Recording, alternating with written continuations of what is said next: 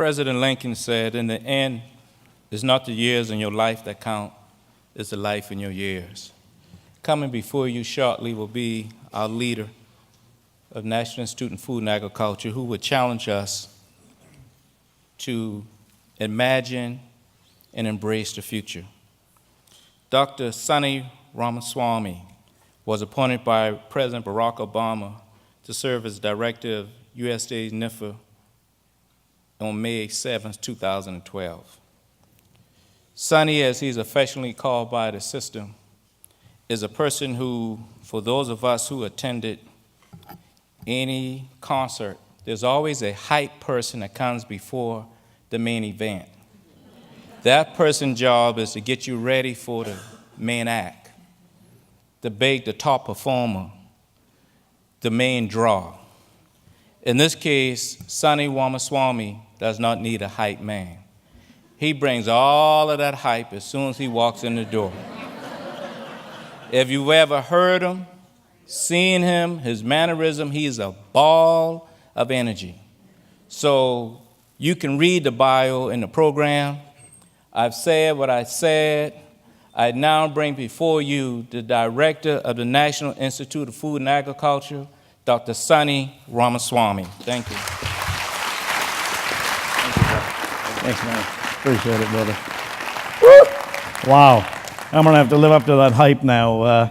High expectations. And then, of course, you know, my friend there, Faith Peppers, says this morning's session was really fantastic. And so she's expecting me to step up here and try to at least come up to halfway where Dr. Catlett and Secretary Vilsack left the group as well. So thanks very much for having me here this afternoon. Happy birthday to everyone here and across the country as well. And this is a fantastic event. A wonderful celebration, and I really particularly like the logo and the theme as well, you know, extending knowledge, changing lives. And I think it's apropos that over the last 100 years, extension has allowed us to extend knowledge and change lives as well. So as I was thinking about, in fact, I put together a really snazzy PowerPoint presentation for this event. And then Bill Woodrum tells me that, well, no PowerPoint allowed, so you're going to have to speak without the crutch of a PowerPoint deck of slides. So I'm going to try to share my thoughts about this challenge that I've been asked to provide the challenge to you of what extension is going to be in the next century itself. Last week, Dr. Wateki, our undersecretary, and I had the privilege of going to Minnesota. And we were like, ships crossing paths in the dark. And so we did that. And then I ended up actually going up with Bev Durgan and Amy Vineyard to Carleton County in northern Minnesota, just south of Duluth itself. And before we went there, we ended up spending a little bit of time, a couple of hours, with a woman named Patricia Effenberger. She is the editor of the St. Paul Pioneer Press. And so we had a conversation about extension itself. What does extension mean, and what has extension done lately for America, et cetera. And Patricia asked both Beverly and I the question, so what are the characteristics of this extension person that you're talking about? And, Bev talked about some of the characteristics from her perspective. And from my perspective, as some of you know, I've been around the block a few times. I was born and raised in India. Then, of course, I had the privilege of coming to America. And even in India, I was exposed to this land-grant idea about extension itself. And then when I came to America, I studied in one state, ended up doing a postdoc in another state, working in a third state, being invited to work yet in another state, on and on and on. And now, as the director of the National Institute of Food and Agriculture, I've had the privilege of traveling around the country quite a bit as well. And in those travels, I have had the privilege of meeting a whole bunch of extension folks, both educators, these are the boots on the ground in the counties, as well as the regional specialists and the state specialists as well.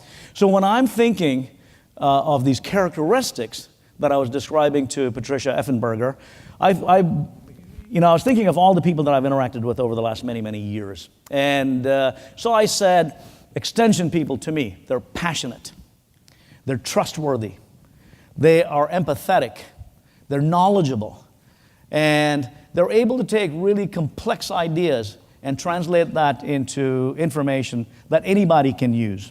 that the average person on the street can use as also a farmer or a livestock producer as well. That ability is an incredible ability that extension people exhibit as a characteristic. So I went on listing a whole bunch of these characteristics.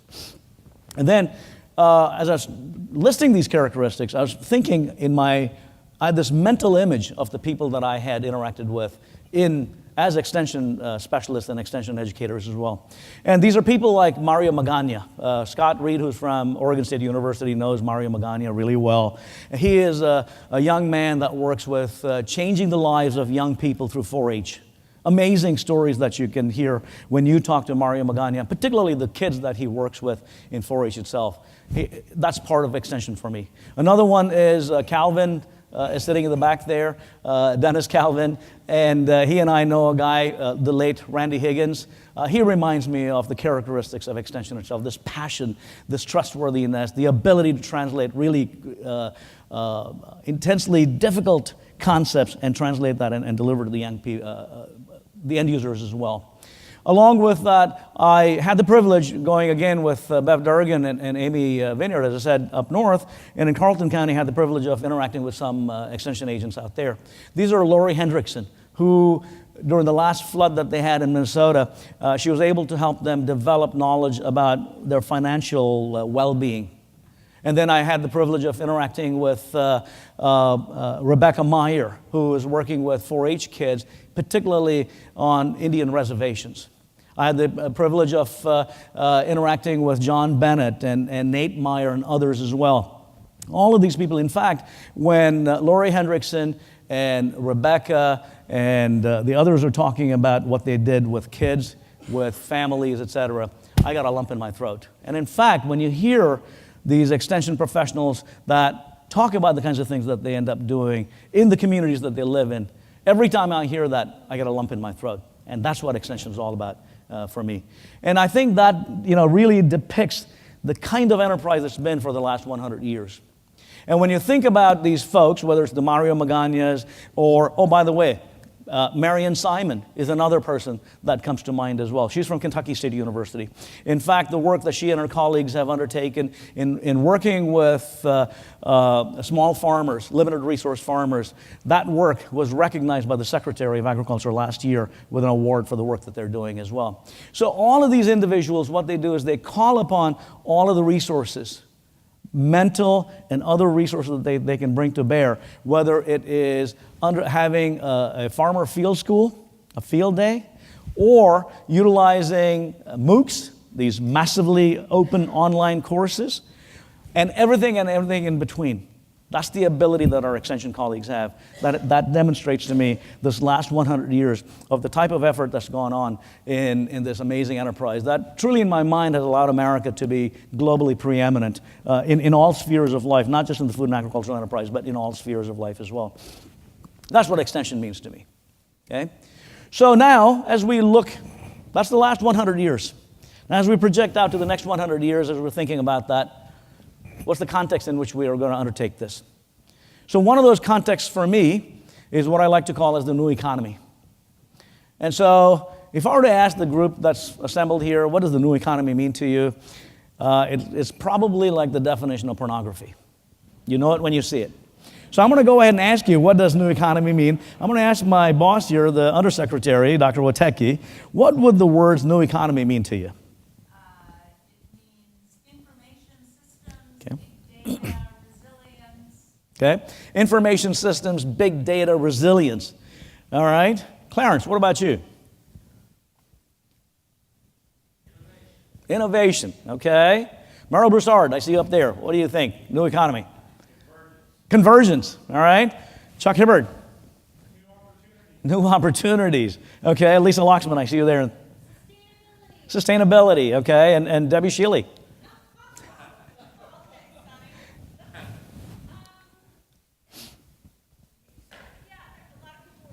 Okay. Yeah. Yeah. Okay. Yeah, all of the above. And in fact, there's many more than that as well. In fact, the new economy as a term was developed by Time magazine back in 1983. And they came up with this concept to talk about the fact that the Western economy had transitioned from a manufacturing economy into an information economy. And so Dr. Wateke's comment about information, big data, et cetera, are all par for the course. But in addition to that, it's also about the locavore phenomenon that we've got, the organic phenomenon that we've got, the sustainability that Lisa Loxman was talking about, or globalization itself. Anymore, back in the good old days, that is about 30 years ago, 40 years ago, America was the king of the heap, and we could go and demand any of the resources across the globe and bring it in and utilize it. Today, America has to compete against not only Western Europe, but Japan, India, Brazil, China, South Africa, Russia, and all these other countries, these BRICS countries, for example. America has to compete against them. That is having an intense impact on what we end up doing within the United States, and that is going to have an intense impact as we're thinking about what this extension professional is going to be as we're thinking of the future as we go forward as well. So that's one context of how the new extension professional of the next 100 years is going to be impacted by the goings-on across the globe in the realm of this new economy itself. A second context that you and I need to be thinking of as well are the societal challenges. You heard Dr. Catlett refer to it, and you heard the Secretary refer to it as well. The societal challenges, I personally like to call them wicked problems. And many of my colleagues and others, I've given speeches across the country, heard me speak to the idea of wicked problems as well. And to me, all of these wicked problems, and why do I call it wicked problems? This is a terminology that was actually created by a guy named Horst Rittel, R-I-T-T-E-L. He's a German national, and he developed this concept about 30 years ago, 40 years ago. And the idea behind the concept is that you may have the most fantastic knowledge and technology available to you, but you're not able to apply that knowledge and that technology to address these challenges because mere humans become involved in the process. And humans cannot agree. As you heard the Secretary speak to, for example, climate itself. In our nation, there's not an agreement as to what is the cause of the increasing temperatures that we're seeing, the climate change that we're seeing as well. And so we start butting heads. Whether it is about water, about food security, the kind of food that we want to eat, is it going to be organic, is it going to be conventional, is it going to be sustainable? All of these are wicked problems because we have the technologies, we are developing the technologies, but we're not able to apply them because human beings become involved in it, and you're not able to come to agreement on how to and what kind of technologies to deploy as well. And these societal challenges are all derived from what I like to call as the mother of all wicked problems. This is the population problem. And population is something, it's almost like politics and sex. You don't talk about it at the dinner table. And it turns out, you've got religious connotations, you've got belief connotations, you've got various types of superstitions that are associated with population as well. And a consequence of that, we're not able to come to grips with dealing with population itself. And the population is projected to be about 9+ billion people in just another 30 years or so. When our 4-H students that are here, when they're going to be standing up here at the next anniversary of extension, they might be thinking of this as well, and thinking of the fact that there's about 9.5 billion people. There's a study that was done by a guy named Jason Clay. He's with the World Wildlife Fund. And in his analysis, he says that in order to sustain that population in the year 2050, we're going to need 2 more Earths. And, oh, by the way, in the article he says, at the end, if you want to live like an American, you need 4 more Earths. So we've got a very significant challenge. Incidentally, NASA, the last time I checked, they did discover some water beyond Earth. On our moon, on Earth's moon, they found 25 gallons of water. Incidentally, you and I, the average American, we flush about 25 gallons of water per day. So that 25 gallons of water will suffice for our needs for about 1/3 of our day's activities of flushing. NASA, by the way, also, they sent this Kepler mission, and the Kepler mission has gone to the far reaches of outer space and has found this Goldilocks spot, which is where they've found these planets that look just like Earth. They have the atmosphere, they have the temperature, they've even got tantalizing possibilities of water, etc., that indeed humanity can thrive on that planet, the Kepler planet as they call it. Well, that's the good news. The bad news is that it's only a few trillion light years away. And remember, Bruce and I learned in physics class many, many years ago that light travels at 186,000 miles per second. So we're a few trillion years away from getting to, light years away from getting to the Kepler itself. So that's the challenge that we've got. So we've got what we've got, and these wicked problems that we have to figure out how we're going to go ahead and address these wicked problems, whether it's food security or health or the environment or energy, climate change, all of these wicked problems we're going to have to figure out between you and I collectively across the globe of addressing these challenges. So that's the other context for our extension of this next century that we have to think about as well. So along with those two global sorts of contexts, I like to think of the food and 21st century food and agricultural systems context as well. There are some challenges within the 21st century food systems themselves. One of those in my mind is what I like to call as agricultural competitiveness. When I'm thinking of agricultural competitiveness, again, the Secretary referenced in his comments about the fact that we have an aging farm population. Not only do we have an aging farm population, we also have in many parts of America, in many parts of the world, people don't want to get into the farming enterprise. They're actually leaving those rural communities to seek opportunities in other parts of whatever community that they live in.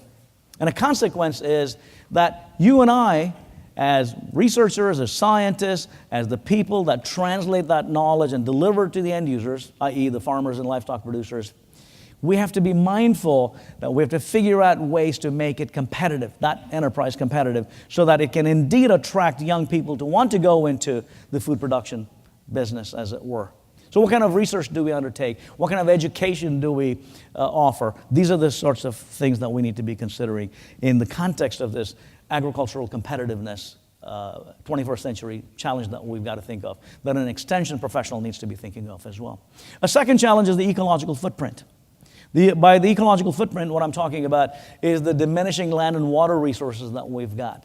The need to minimize the amount of carbon that we produce, the amount of nitrogen that we use. For example, agriculture uses a lot of nitrogen. And agriculture also produces a lot of nitrogen. For example, our animal agriculture produces quite a bit of nitrogen as well. And in the process of using nitrogen, for example, we have the challenge of the occurrence of dead zones in many parts of the world. A good example is the Gulf of Mexico itself. The three ice states, Indiana, Illinois, and Iowa, the U.S. Geological Survey about 4 years ago in an analysis discovered that those three ice states are contributing to about 90% of the nitrogen that goes into the Gulf of Mexico, creating those dead zones.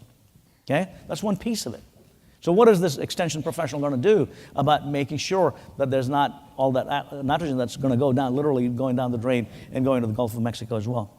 Along with that, you've also got what's called as the production of reactive nitrogen species.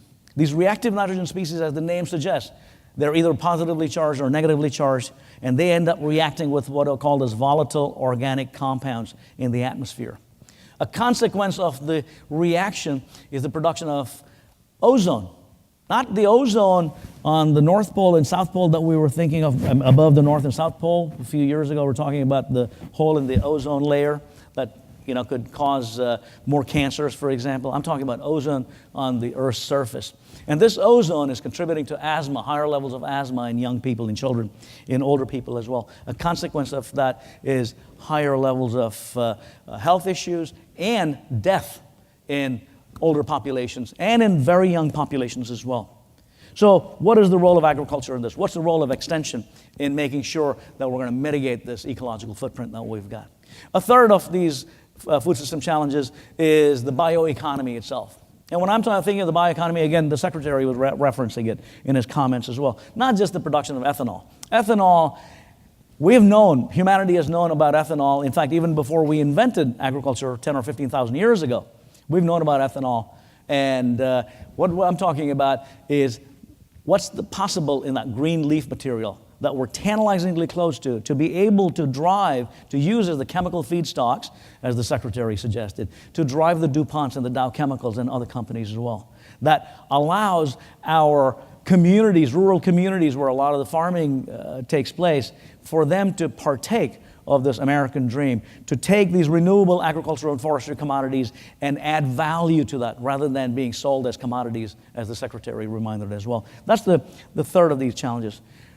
The fourth is issues pertaining to health and youth and families. When we think about health, again, it is food in the sense of the number of calories, the quality of calories, the quantity that we consume is contributing to a lot of health issues as well. This pertains to things like type 2 diabetes, the cardiovascular diseases, and cancers. And for example, dementia. There's a tantalizing connection between the amount of glucose that's being ingested, glucose levels in the blood, and the occurrence of dementia as we're aging as well. There are these connections between the food we consume, the excessive amounts of food that we consume, the calories that we consume, and the impact on health as well. How do we make sure, how does the extension professional make sure that we get better health outcomes coming out of the food that we consume, out of the agricultural enterprise that we're going to be part of as we're projecting out over the next many, many years, over the next 100 years as well. In terms of youth and families, when you think about because of climate change, the intense weather events that we've had, Hurricane Katrina, Hurricane Sandy, the droughts that we're seeing, these are all having an impact on communities. They're having an impact on the mental well-being, the physical well-being, the economic well-being of our communities. How do we incorporate, youth development programs like 4-H and programs that protect the mental well-being of our communities as well? That's, again, something that we need to think of from as a very critical piece as we're projecting out into the next century of what Extension's role is going to be as well. So that gives you a sense of the sort of agricultural challenges that we need to be mindful of as well. So Extension, when it was invented, in quotes, by people like Seaman Knapp and others back 100 years ago, it was construed as a partnership, right? The partnership was between the federal government, the state government, and the local government. And this compact that was created was to allow for this knowledge that was being generated in these experiment stations at these land-grant universities to be translated and to be delivered to the end users. And it was almost a passive approach, that there was going to be somehow this diffusion was going to take place in some ways. And so that partnership is what has driven us over the last 100 years that we've been undertaking this enterprise for. So when you're thinking of extension as we've talked about as we've seen over the last 100 years, or as we project out over the next 100 years, it all revolves around how do you take knowledge, translate that, and deliver that to the end users. It goes back to this trustworthiness. It goes back to the idea that what Extension does is site-specific. It goes back to the idea that there is this thing called a framing effect, that you want to frame it. What our Extension professionals do very well is to frame the conversation. They take this knowledge, frame it, and make that available to the end users. And what do I mean by framing? I'll give you an example for that. There's a young woman in western Kansas, and she was trying to go around western Kansas asking people to incorporate into their homes weather stripping and to change their windows as well. And when she went first, she was young and full of energy and all that, and she was really convinced about climate change. She thought she was going to change the world. She was going around telling people, if you replace your windows, if you go ahead and put weather stripping and all that, you're going to be able to mitigate climate change. And she was doing this in western Kansas, not the bastion of liberal thinking, as it were. And so the consequence of that type of an attitude that occurs in that part of the country, they literally threw her out. They did not want to listen to her because they did not believe in this thing called climate change. So she went back home. She's the daughter of a guy named Wes Jackson. Some of you might know Wes Jackson. He's at the Land Institute. He heads the Land Institute. He owns the Land Institute. He started it.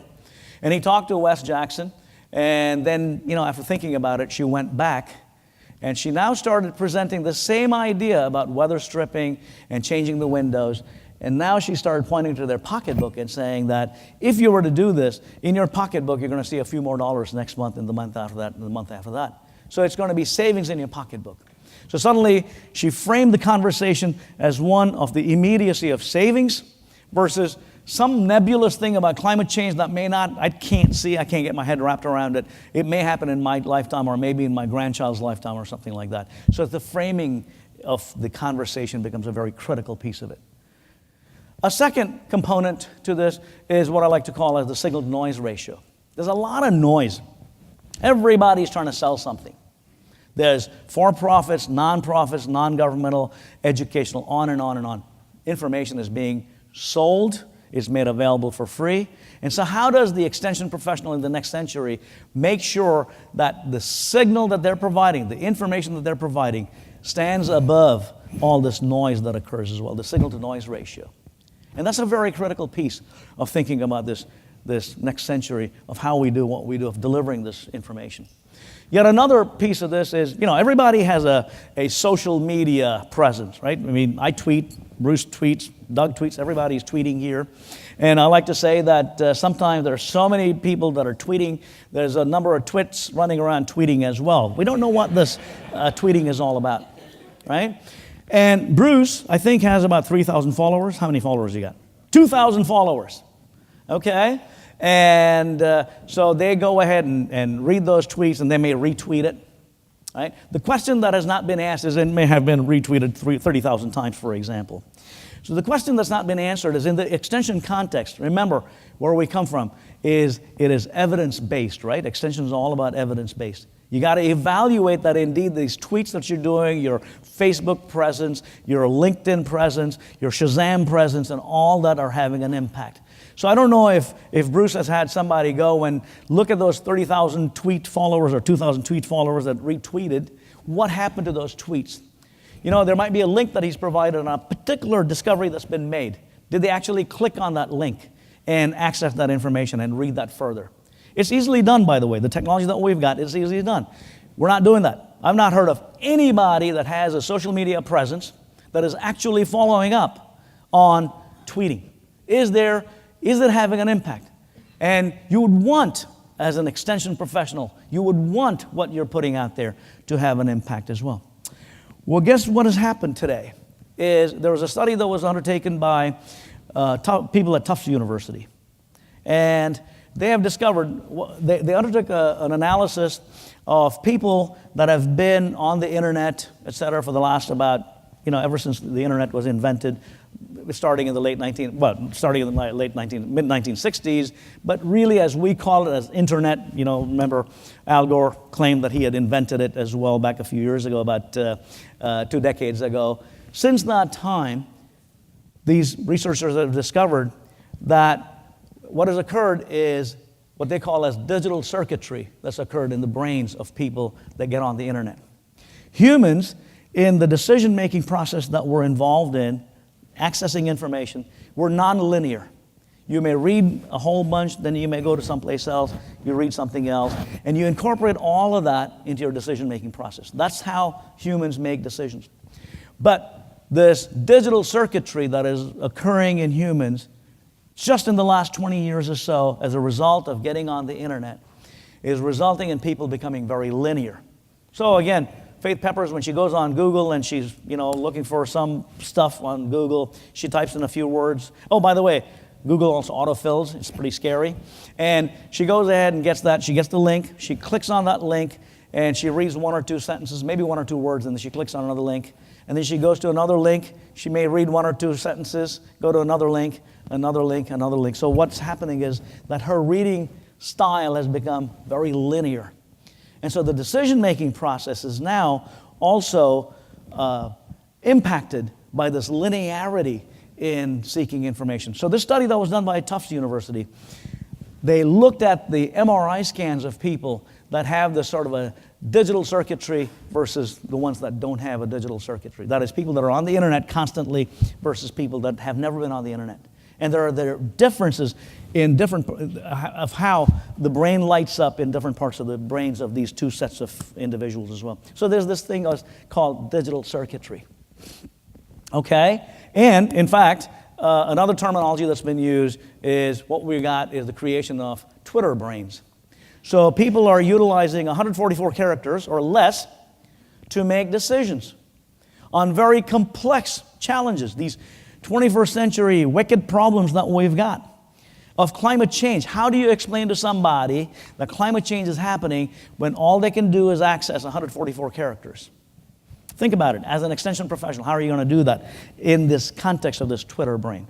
It's something that you and I need to be very, very concerned about as well.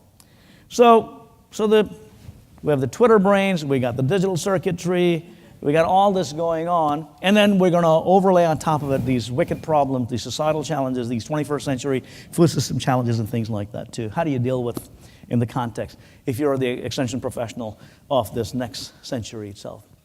So as we project out what the construct might be, what the characteristics might be as we go forward, is it requires a sort of a new compact. You know, our old compact was this three-way partnership. That is, the federal government, the state government, and the local government were involved in it. And as I said, for the most part, not necessarily, but for the most part, it was a passive diffusion of information that was made available. Okay? And in this new construct, what we need in this new partnership is to bring in these other partners as well. Not just the government, not just the public itself, the non-governmental organizations, the private sector. Everybody has a role to play in this. Not just that, but it needs to become participatory as well. That the end users, the recipients of all this knowledge, they're sitting smack dab in the middle of it. They're the ones that are participating in this, seeking input, providing feedback so that there's a constant review, constant updating, the constant evaluation process that's taking place as well. That's that new compact that you're going to have. There needs to be this sort of a renewed mission as well. And it's a very active process. So it's not the old adage, you build and they shall come. I'm going to put my website, remember 10, 15 years ago, everybody got, his uncle got on websites, everybody started putting their web pages. And in fact, in the grant proposal that we receive, even today, in the year 2014, their extension piece is on some of these grant proposals, I'm going to create a web page. So what the hell is the web page going to do? There's nothing active about it. What is it going to be conveying? What kind of information is it going to be making available to the people as well? So it needs to be a very active process, and that active process includes the recipients of this knowledge as well. They're constantly providing you input as we go forward. And to Dr. Wateke's point, it is knowledge-driven. It is information-driven. Those are the characteristics of this new century extension professional. Very deep knowledge, very deep information. Massive amounts of knowledge and information. And indeed, Dr. Wateke said, big data is going to be driving it. So suddenly you've got an extension professional who, as an entomologist, working on, let's say, wheat, needed to know about wheat insects and really nothing else. Well, now that entomologist needs to know a lot more than just wheat insects. And incidentally, there's gobs and gobs of data coming in. And those gobs of data that are coming in, they need to be curated. They need to be disambiguated. They need to be understood. They need to be analyzed. So is there an expectation then that the extension professional of this next century needs to have all of these skills? What sort of skill sets would they need to have?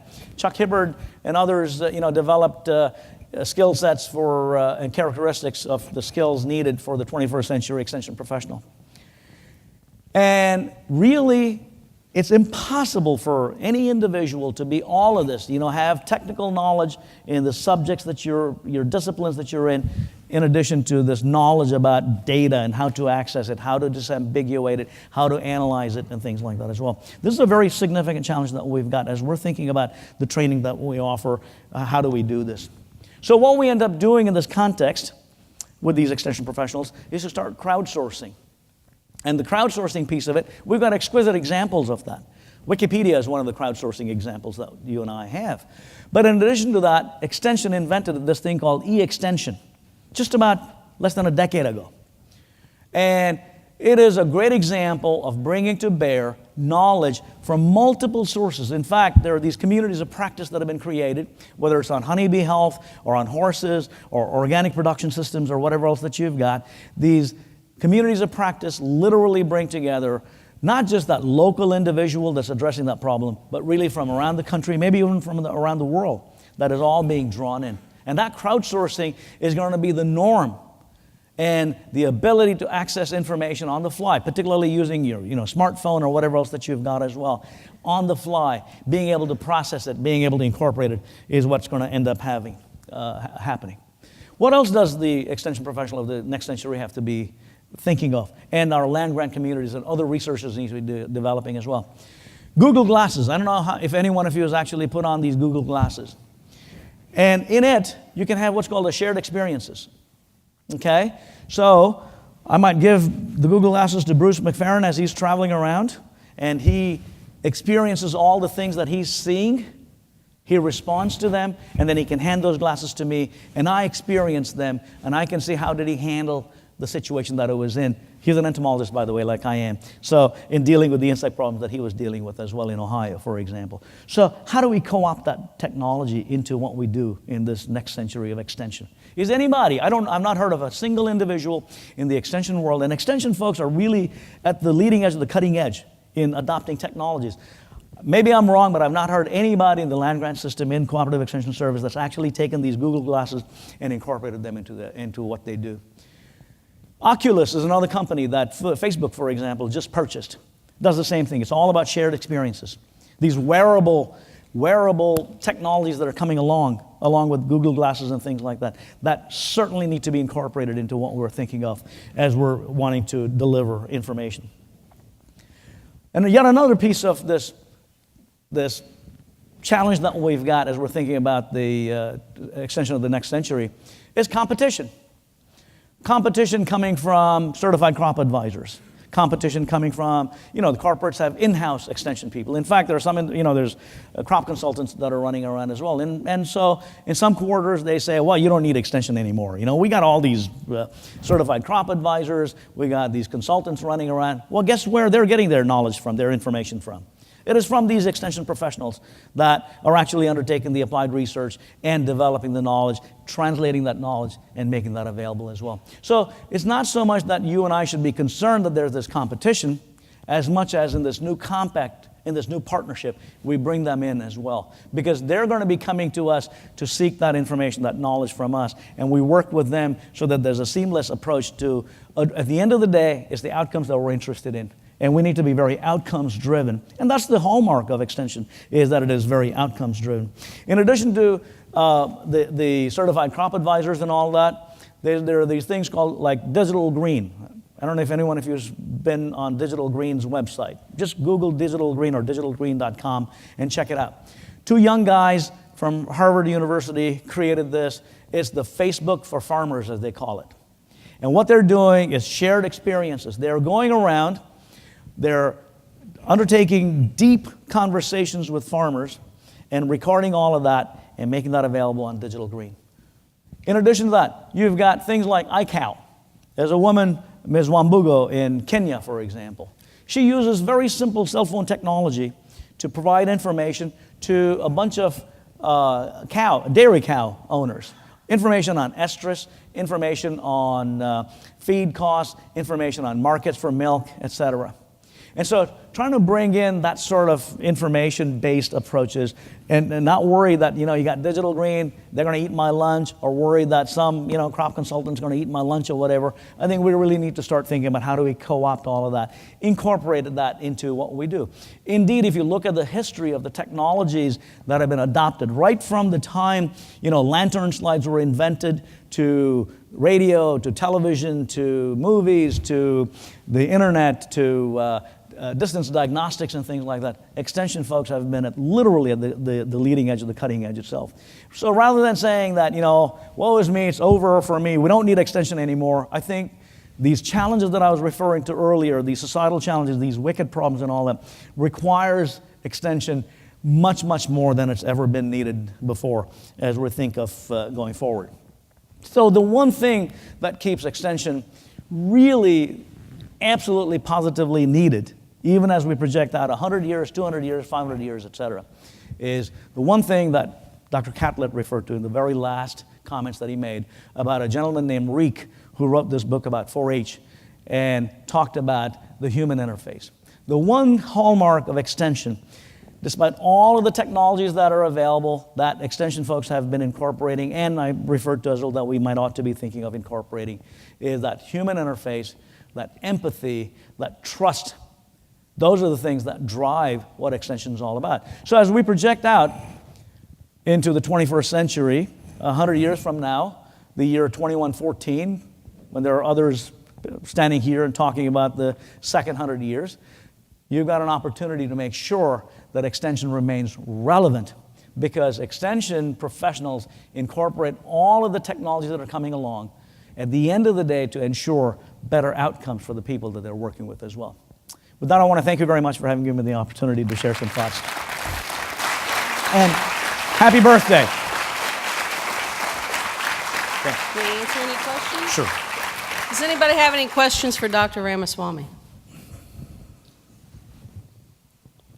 Okay. With that, we're going to take... Chuck has a question. Wait, Chuck. Of course. Yeah, please.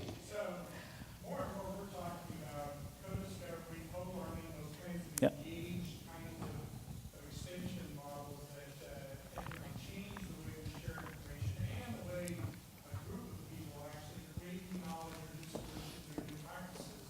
The great thing about that is I think it creates incredible opportunities for high-impact extension work. The challenge with that is that it's incredibly inefficient in terms of really reaching and engaging a lot of people. Yeah. So, as we think about new ways to do extension, I think it changes our dynamics a lot.